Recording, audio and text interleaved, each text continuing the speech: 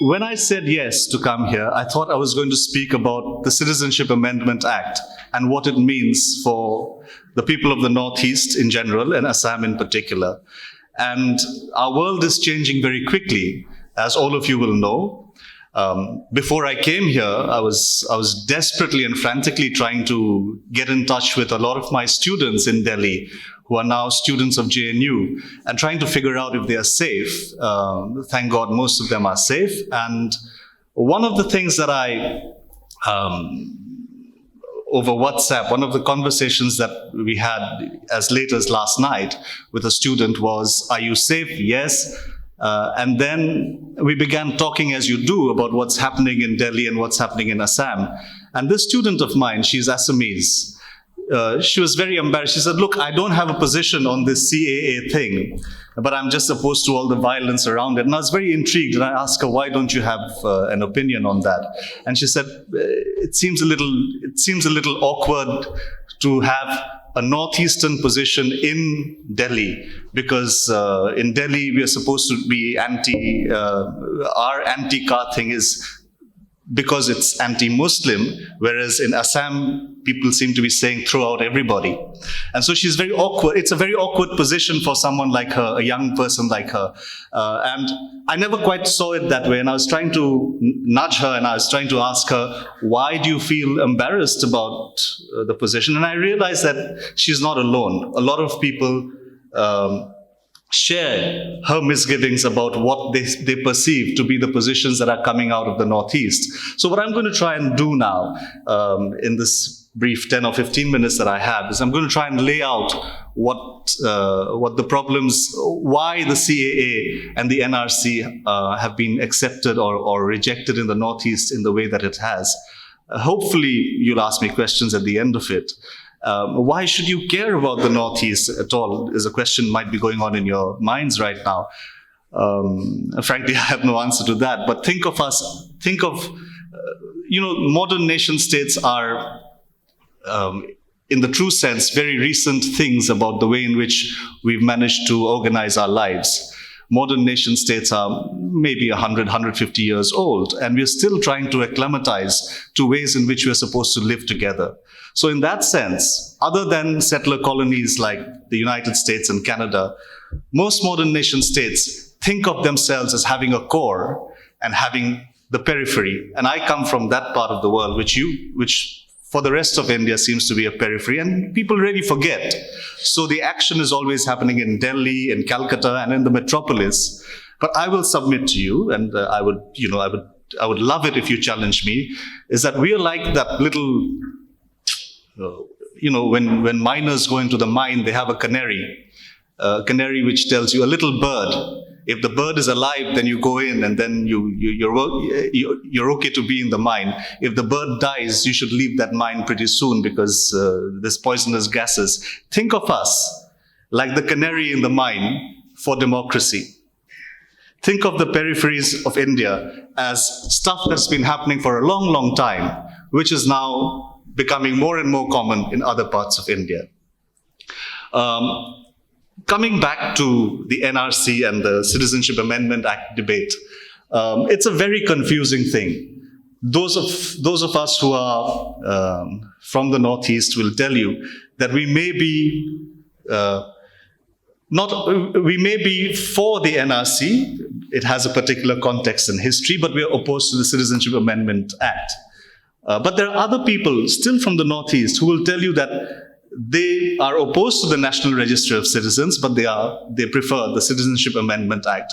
And these are the paradoxes that I'm going to try and I won't say sort out. These are the paradoxes I'm going to discuss with you, and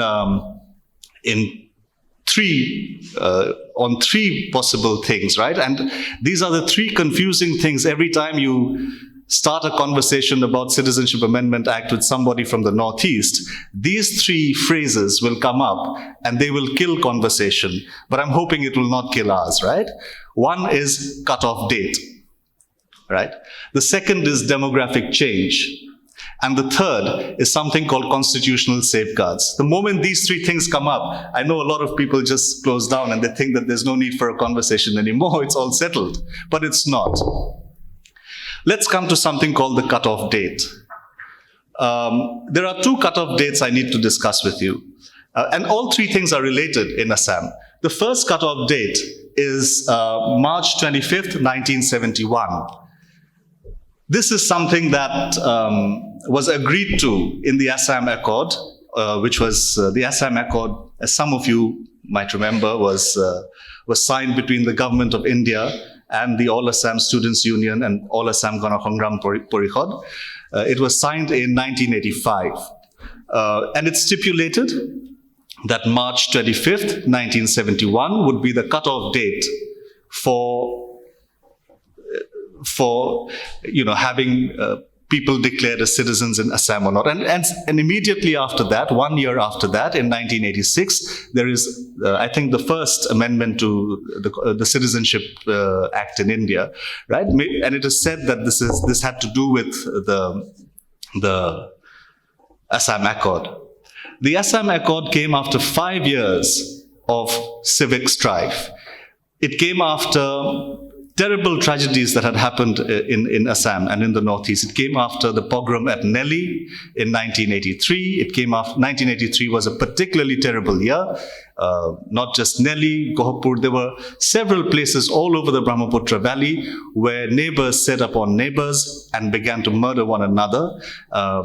There's a very interesting book by a friend of mine called Makiko Kimura on 1983 in Nellie. And Makiko writes that this is most accounts of riots in India will tell you that riots are usually urban things. They happen in urban areas. They happen in Ahmedabad. They happen in semi-urban or urban areas. But in Assam in 1983, this was a rural thing. Anybody who had an axe to grind with their neighbor about land and property was actually acting on it. Part of the problem actually has to do with, again, the kind of demographic change which I will come to in a bit.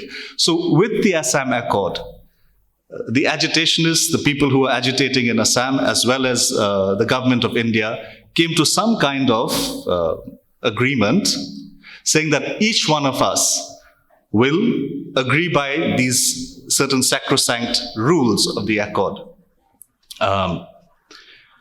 It didn't stop people from using this cutoff date to their own purpose, right? One of our chief ministers, Hiteshwar Hoikya, constantly used the de-voter thing to use the Assam Accord to change his narrative wherever he went. Assam is a wonderfully multi-ethnic place. There are so many languages we speak there. So when he was speaking to a predominantly to an audience where most people were of Bengali heritage, he would say that no, there are no immigrants in Assam, zero immigrants. But when he would speak to a non-Bengali speaking audience, he would say there are millions of them. So he would, as a chief minister, he was very lax with the truth.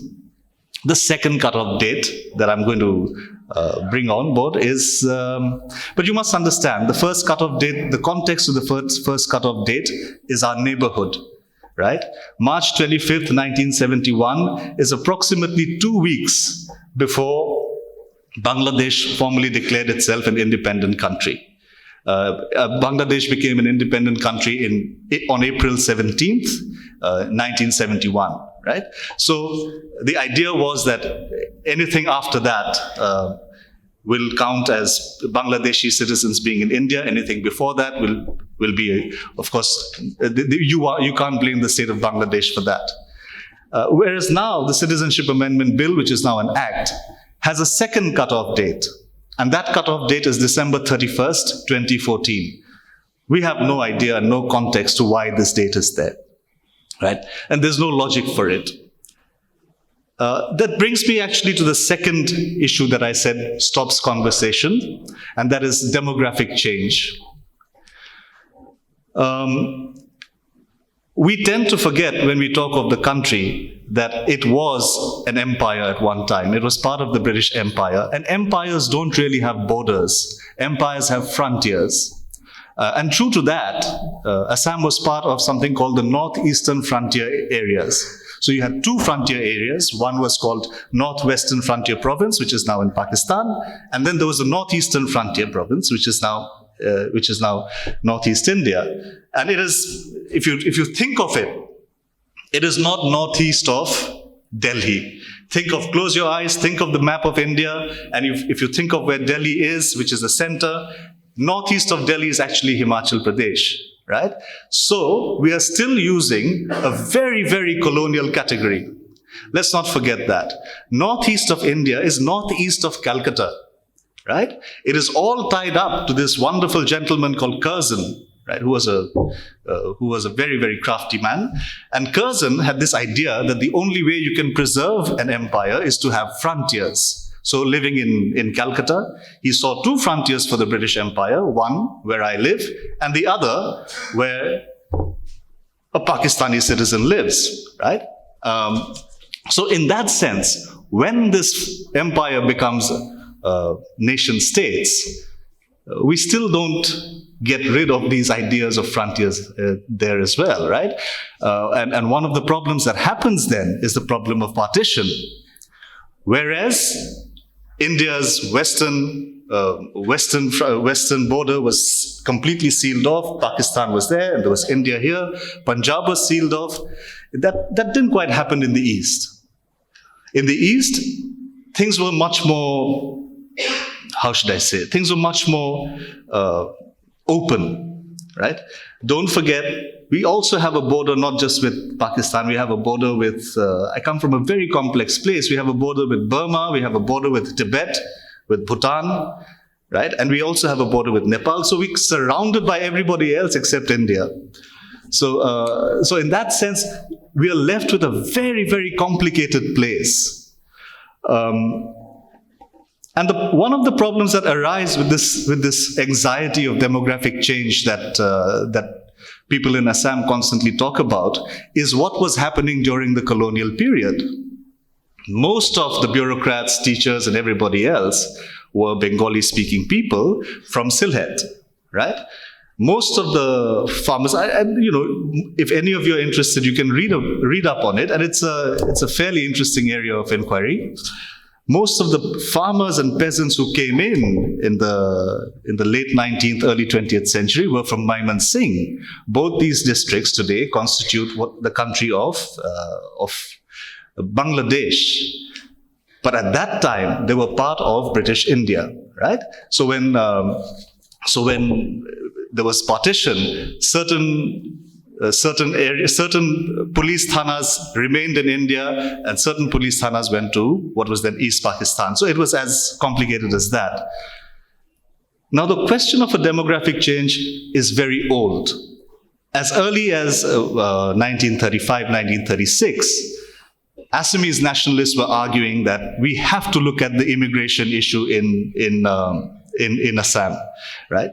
They always saw themselves as sort of sharing the same fate as the Palestinians. They would say that look at what's happening in Palestine. Palestinians are going to become a minority. The Jews are taking over. And they would constantly keep raising this when Nehru came. And Nehru once actually told them that, look, please stop this. This is 1937. We have the freedom struggle to look forward to. You cannot keep raising your provincial issues, and they are not as important as national ones.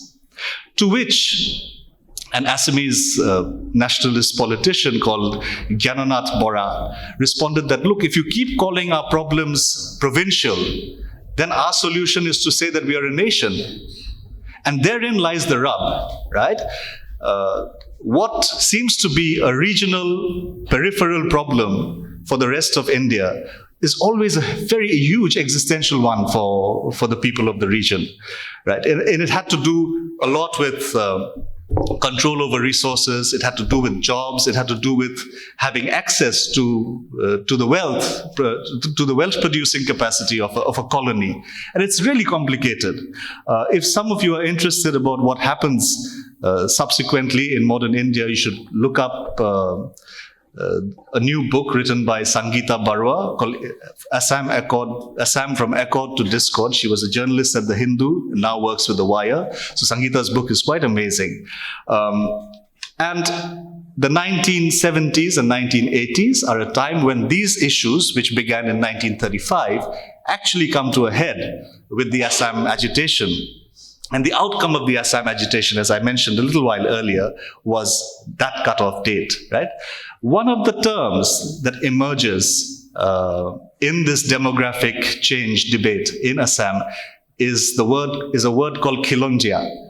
Khilonjia is not exactly, doesn't translate well in English. It's not indigenous. It's not native. It is not original inhabitant. It is not anything else. But it is an approximate of all of these terms that we can use, right? What it actually signifies is the idea of an anxiety. When you use the term Khilonjia, which is constantly being used in any debate around demographic change, you talk of an anxiety of the local people, if you like. So what is the response of the government to these anxieties of local people, the anxieties of let's say, the Khilonjia people to demographic change? That this is the third part of my presentation. And this is the other conversation stopper, which is called constitutional safeguards, right? With respect to the Citizenship Amendment Act, there are two things. One was to exclude certain areas of Assam, which are now under the 6th schedule of the Indian Constitution. So let's exclude these areas, but let other areas be. And the second, we constantly hear politicians talk about, is Clause 6 of the Assam Accord, right?